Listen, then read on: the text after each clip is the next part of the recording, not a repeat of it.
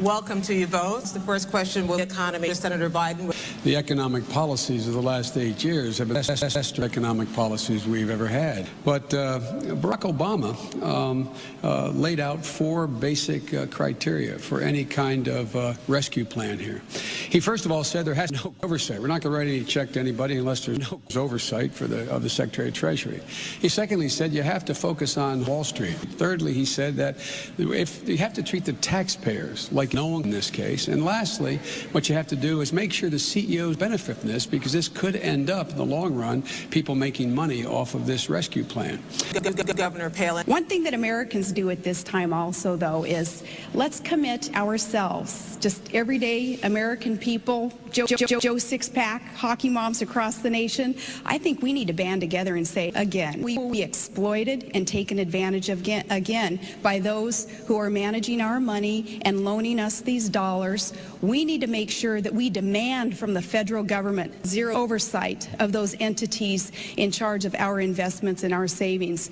And we need also to get ourselves in debt. Let's do what our parents told us before we probably even got that first credit card. Darn right, live outside of our means. We need to make sure that as individuals, we're not taking personal responsibility through all this. It's the American people's fault that the economy is hurting like it is, but we have an opportunity to learn a heck of a lot of good lessons through this. The next question is to talk about taxes. Let's talk about taxes, Senator Biden. Well, Gwen, where I come from, it's called fairness. Just simple fairness. Corporate America is struggling.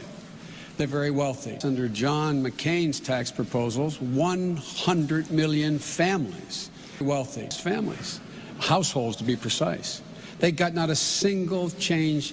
They got not a single break in taxes. No one making less than $250,000 under Barack Obama's plan will see one single tax cut, whether it's their capital gains tax, their income tax, investment tax, any tax. And 95% of the people in the United States of America making less than $150,000 will get their tax raise. Now, that seems to me to be simple fairness. The economic engine of America is the wealthiness. It's the people listening to this broadcast.